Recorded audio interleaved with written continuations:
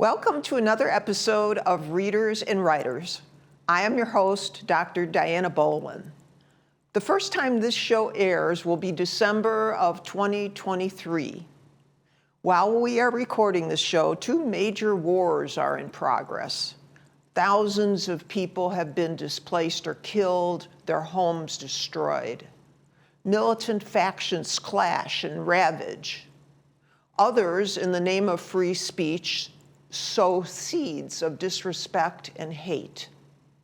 Within that context of suffering and conflict, most of us will be gathering with friends and/or family during the holidays. We will anticipate and welcome a new year. Celebrations will be numerous and varied. It is a very busy time. In some instances, not a celebration, but a grind. Too many commitments, too little time, or the resurfacing of a prick of an old grudge. Sometimes the relationships most important to us are the source of the biggest disappointments. Is the world doomed? Is there anything you can do? Can you have an effect? My guest today is Jean Sanner, author of Finding Unconditional Love, A Little Peace at a Time. That's peace, P-E-A-C-E. And the companion book she wrote, The Spirit of Unconditional Love, a handbook. From her early teens, Jean has been an avid student of universal spiritual philosophies. Her spiritual wisdom is vast, and her life's mission is to embody unconditional love. Our goal today is help you, the viewer, find a little more peace in your life, help you to improve your relationship with yourself and each other, and your health and well-being by understanding and practicing unconditional love. I hope the technology gods are with us today because Jean will be joining us on Zoom. Welcome, Jean. I brought up some difficulties, large and small, in my introduction. Are you up to the task in helping us sort through some of the challenges? I am, with the help of my friends. I've got some spiritual support here, I think. But first, I want to wish everybody happy holidays, happy holy days, and happy holidays, since this is December. I'll tackle whatever challenge you want to give me, and I will share my perspective on things, and then people can choose to do with that what they want to do with that. So in the introduction, I mentioned the wars that are happening right now, and that chaos, also the situation of having dissent spread, and then also the stress of the holidays. So any and all of that, you can jump in and help. Where would you like to start? Okay, let me start with a formula that in the early 90s, I actually came up with for my actors. I had an acting studio at the time, and I was teaching actors, and I wanted their characters to be real. So I came up with the formula that shocked me. So I don't think it came from me. I think it came from another source. But anyway, the formula is P plus B equals E equals A. So what that means is, and those folks that have taken classes with me will probably be able to say it with me, it means perceptions plus beliefs equals emotion. And those three together equal action. Okay. So can I give a quick example to sort of demonstrate? Okay. Let's say you and I are going to meet at the mall, and I get there first, and I'm looking way down at the other end, and I see someone who looks just like you, and you're coming in, it looks like you're heading towards me. So I stand up from sitting on the bench and I say, "Hey, Dianna, I'm over here. And I'm all happy and everything because it's you." And then I realize it's not you, and I feel like an idiot. And I sit down and I start looking at my phone so that I can pretend that I'm doing something other than making a fool of myself. Okay, so the perception is I see you. even though that isn't in reality, it's my reality, it's my truth. And since my belief about you is you're wonderful and I love you and I'm looking forward to having lunch with you, so I stand up and give you, as much notice as I can. And then I recognize, oops, it's not you. I've made an idiot of myself. So let me sit down. So it's perceptions plus beliefs. And those two things create emotion. And those three things create action. So the reason I wanted to share that is today, when I'm sharing my thoughts, I will be talking about what I've chosen to believe in my life and how I've chosen to perceive things. And that has influenced how I feel about things. And my emotions do not dictate what I do, but they fuel what I do. So, So let me ask you a question. The coyote problem, all right? We have coyotes in the woods here, and recently a neighbor of mine was walking her dogs, multiple dogs, and she was bending down to pick up the poop of one dog, and a coyote came and snatched one of her dogs. And it was horrifying for her, for everybody who knew her. And she felt really, really bad and blamed herself for losing her dog and assumed that other people would judge her for losing her dog. So how would you use that formula to help her? Sure. And I had a similar situation in that Laura and I lost a beloved cat to a coyote. So I've been there.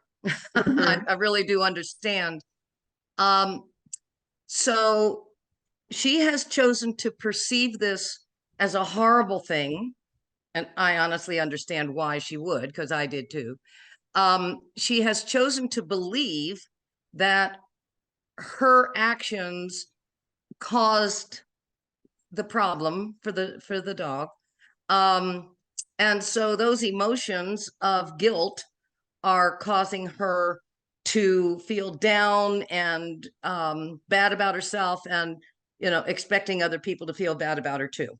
Okay, so what I did with Chansey was our cat, loved her to death. Absolutely. She was so bright, so brilliant. We had wonderful conversations and wonderful activities that I won't go into, but enough said. So that when I lost her, I also blamed myself because there were certain decisions that I had made that subjected her to her demise. But what I chose to do was mourn the loss. I think it's very important to recognize the value of that love in our lives that is no longer in the physical world of form. But I chose to focus on my memories, to keep her alive, not stain or diminish the joy that she gave me while she was in my life. So I chose to focus on the positive and keep her alive. And when I think of Chansey, I've got to smile and I've got to laugh and I've got to tell stories about Chansey and all of that, rather than focusing on my guilt. Number one, guilt is one of the most damaging things to our soul that we can ponder. So, Yes. We need to look at, well, how long am I going to feel guilty? Am I going to feel guilty for the rest of my life? And what is that doing with my memory of the dog? And, all of that. So what I would recommend, honestly, is that every day, she focuses on the joy that she had by that partnership that she had with her dog. If she had never had the dog, she wouldn't have had those memories. Yes. So that's how I would use the Yes. formula with that. Okay. Yes. And the idea, I mean, one of the things that's kind of an offspring of what you teach is that you can't, that how you treat yourself is key to how you treat others, because you can't be loving to others truly unless you can be loving and forgiving to yourself. And I'm glad you mentioned forgiveness, because that's the key to freedom, really. Mhm. When we're able to forgive ourselves and forgive others, and actually when we get to the point of true divine forgiveness, we really see there's nothing to forgive. We end up at a point where, oh gosh, this is, I'm spirit, I'm whole, I'm complete, I'm eternal, I'm invulnerable, and all this stuff that happens in the world of form really has no true impact on the truth of who I am. This is one of my belief systems. And Mhm. so, I rely on that to stay. I have more peace and joy and love in my life now, Dianna, than I've ever had in my whole life. And it really is based upon the perceptions and the beliefs that I have chosen to accept as truth in my life. Yes, yes. So I'm hoping maybe we can help some other folks. Yes, yes, exactly. And I think that's key. And I think as we mature, we have a greater perspective on life and on the transience of things. So that like I remember firsts in my life, and they seemed so intense. And now it's like been there, done that. And so you get a little bit of a distance on it. But let me ask you a harder question. So how do you keep your equilibrium within all the hardship that's going on in the world? It's an excellent question. And I have to tell you, before I got into the philosophy that I'm now living, I used to yell and scream and shout and holler at the television over politics. I used to cry over the things that were going on in the world. And, um, now I've created a wonderful balance in that I contribute to the Red Cross. I do whatever I can to help in whatever way is possible. And I've gotten my philosophy from a book called A Course in Miracles. And that has changed my life dramatically. And one of the key reasons is that it helped me learn how to care without worry. Now, why don't I worry? Because part of my belief system is that we are spirit, not body, that the body is not the truth of who we are. It's just like our suit of clothes is not the truth of who we are. It's just, but anyway, so when it comes to wars and things like that, my belief system is that we are spirit, we are invulnerable. And yes, this body may be destroyed or whatever, but the truth of who we are is not. And Transcends it. so I don't have to worry about anybody. I know everybody is safe as spirit. So I don't have to worry about that part, but I care about the struggles they may be going through. So I want to be able to be as helpful and compassionate, understanding, and supportive as I can in the realm of form, while not worrying about the truth of who they are.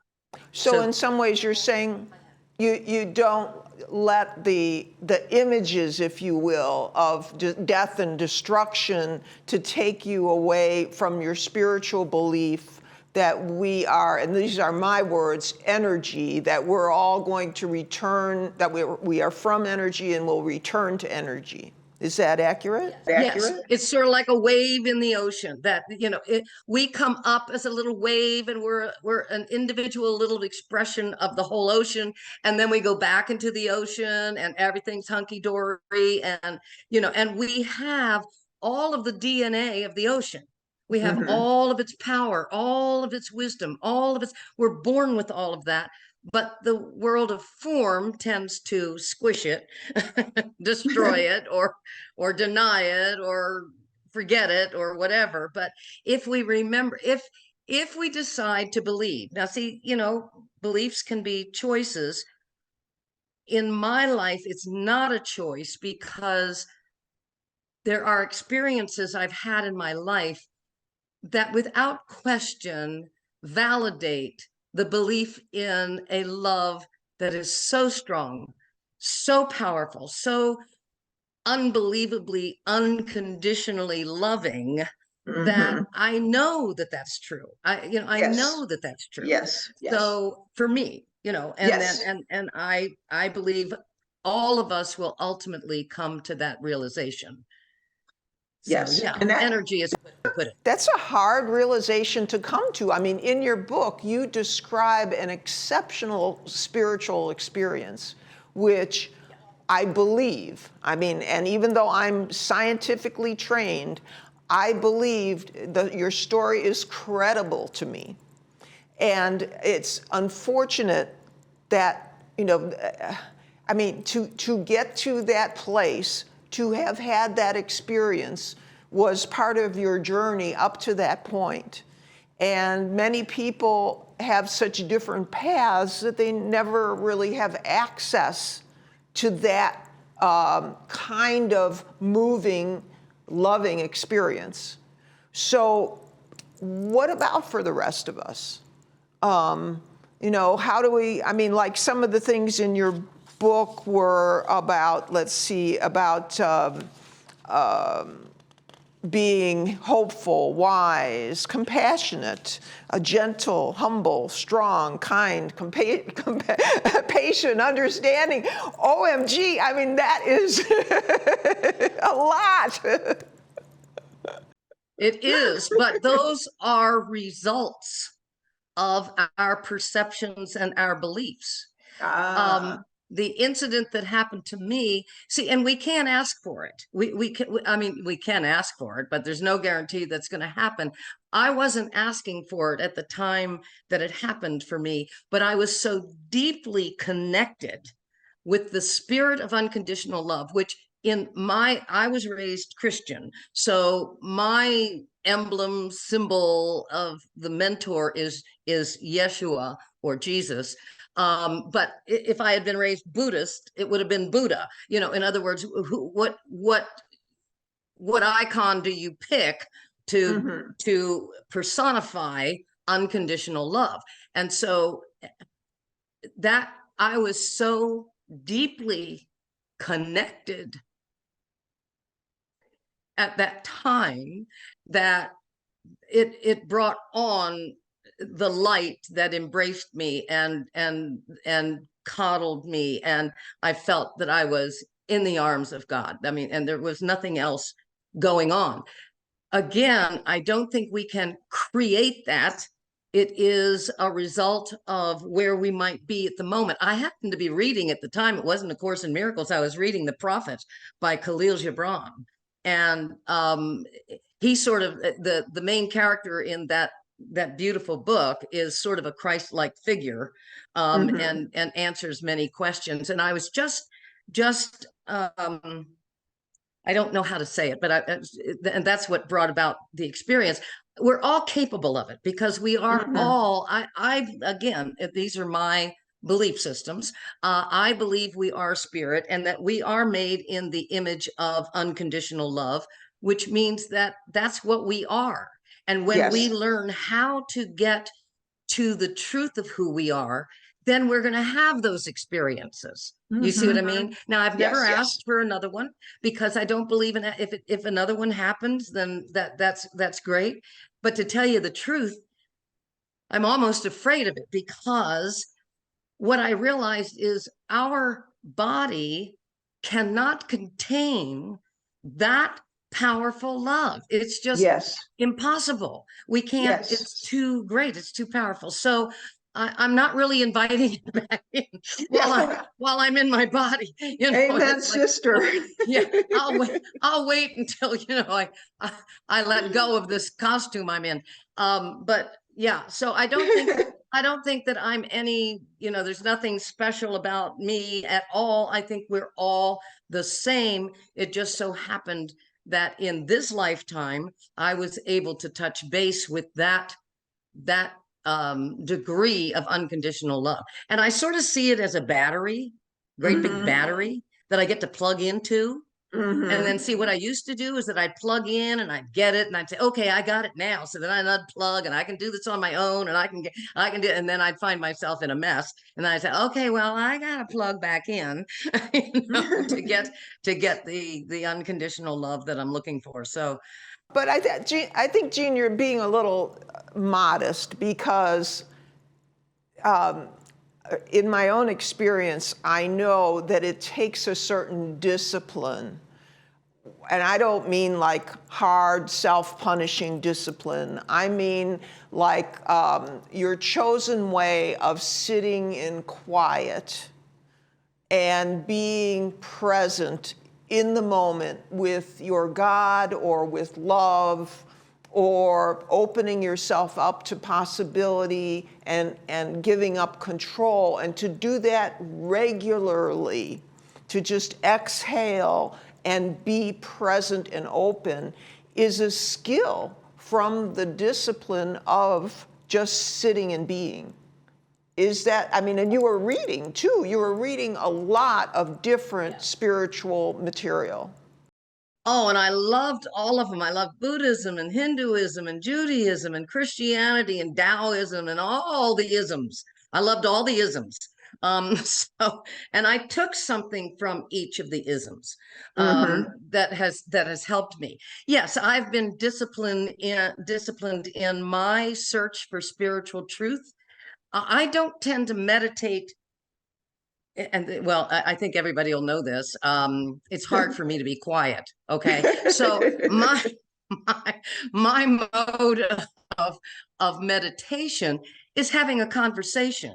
It's like the Jeshua or Buddha or Muhammad or whatever is standing right there or sitting on the couch with me, and I'll have these conversations and I'll fight with them.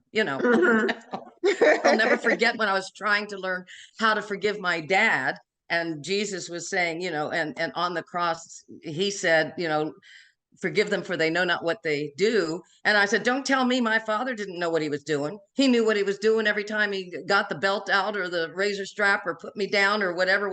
Don't tell me he didn't know what he was doing. And so then, but he got back at me and he said, well, that isn't really what I said. And I said, well, what did you really say then? And he said, Father, forgive them, for they know not who they are. If they knew they were my children, God says, then they wouldn't be doing what they're doing. So then that gave me a completely different image of my father. I was able to see him as somebody who didn't know the truth, his spiritual identity. And so he was coming from a lot of fear. And there really are only two emotions. This is extremely important. It's love and fear. That's it. All other emotions stem from those two, and we get to choose. Every second of every day, we get to choose. That's where our power comes from, is in our choice, and we can choose love instead of fear. Can we go to holiday dinners? Yeah, in fact, I wanted to mention my fictitious Uncle Harry, who is going on and on at dominating the conversation at dinner about his alien conspiracy theories. So how do you love the guy? How do you get him to stop talking? Okay, first of all, when you're saying alien, are you talking about immigrants or are you talking about people from Mars? Mars. Okay, well, see, I happen to believe in aliens. Well, but conspiracy theories. Yes, but let me do this. Anything ridiculous. I mean, well, that shows sure, my I got value you. system. I got you. And you're sitting there and you've had this every year and you really don't want to go to dinner with Uncle Harry, but you force yourself to go because it's family and you're supposed to and all that stuff. Yes. Okay. Yeah. First of all, what I have learned, and there's so much, unconditional love accepts everyone for exactly who they are, where they are, how they are, whatever. Okay. Unconditional love sees past. See, I think we're all at a costume party and our egos have created our costumes. Okay. So our job for unconditional love is to see past that costume and to see the truth of who they are. See, and if I have time for a short story, real Sure. quick, there was Yes. a little girl that lived next door to me when I was in an apartment, and she was the sweetest thing. I swear to God, she would come over and keep me company, and she would ask me 5,263 questions of which I could answer a couple. But in any case, I just loved her to pieces. She was a delight. She was an angel. And on Halloween, she came knocking on my door dressed as the devil. And I said, hey, I know who you are. You can't fool me. I see the light in your eyes. You're an angel. Okay. Mm-hmm. I was able to see past her costume. That's what we have to do. Oh, So I've got to see past Uncle Harry's costume. Mm-hmm. Got to love him for who he is and where he is. And I don't care if he has the most opposite. Now, see, if he had had the opposite opinion politically of me in the past, I would have gotten right into an argument with him over dinner and spoiled everything. But now I just enjoy the fact that he is passionate about something and this is what he believes in, and God bless him. And one of the things that helps me with this, Dianna, is this. I believe all of us are on a spiritual journey to awaken to the truth of who we are. He is on the same journey. And he is in my life to teach me what unconditional love really is. See, he's my Buddha. Uh-huh. He's my teacher. If I can love Uncle Harry, despite what he believes, despite what he does, and God bless him, he's on his journey, and he's in my life to teach me the joy of acceptance, the joy of total acceptance of Uncle Harry, and just be delighted by who he is, where he is, and grateful that he's in my life so that I get to stretch my unconditional love muscles and exercise those suckers so that they become stronger and stronger. Mm-hmm. That's a great story. Yeah. About the angel. Yeah, she came to and I said, "Nuh-uh, you're not the devil. I know who you are." So we need to see past our costumes, see the truth of who everybody is. Everyone is a child of God in my belief system. And so that's the light I want to see. That's the light I'm going for. Yes, yes. So what has been your biggest challenge or a big challenge? Your dad? My dad was my biggest challenge. And turned out to be my biggest Buddha because I was determined to learn how to love my dad. And that was not easy because there was a lot of abuse on a lot of levels. And I needed to get past all of that and see him as a child of God and see. And I also believe that everybody is doing the best they can all the time. Yes. Now, it's not the best they're capable of, possibly, but in this circumstance, in this situation, at this time, with these variables, it's the best we can do in that moment. So when I realized that, I was able to let go of a lot of things. And I really needed my mentor, my spiritual mentor, to talk with, argue with, debate with, and get wisdom from, and get and to receive. See, and my spiritual mentor has never gotten upset with me.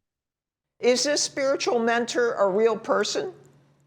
No, it's the personification of unconditional love.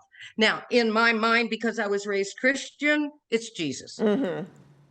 But if I had been raised Buddhist, it would be Buddha. So it really, we each can personify unconditional love. I mean, it could be Aunt Mary. It could be, it could be our dog Lassie, who teaches us unconditional love. And I did have a dog Lassie when I was growing up, like everybody else.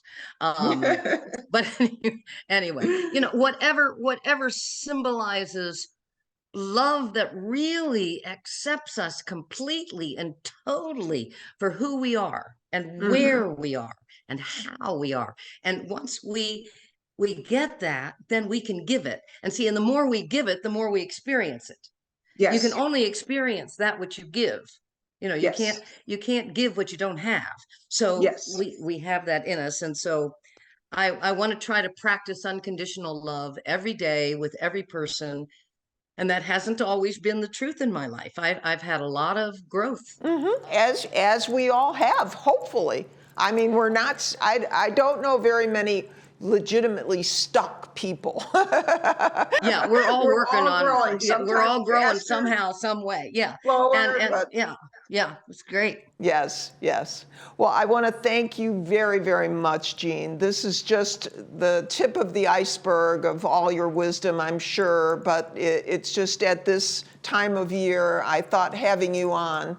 So I just want to remind viewers that we're on Monday mornings at 10:30 and Thursdays at 4:30 every week of the month. And again, thank you so much, Jean. It's just been oh, and I need to say, we are brought to you by the Publishing Club. Thank you very much. Good for the publishing. Yes. Thank you right. so much for inviting me, Diana. God bless you. Look, God bless you. Bye-bye. Love y'all.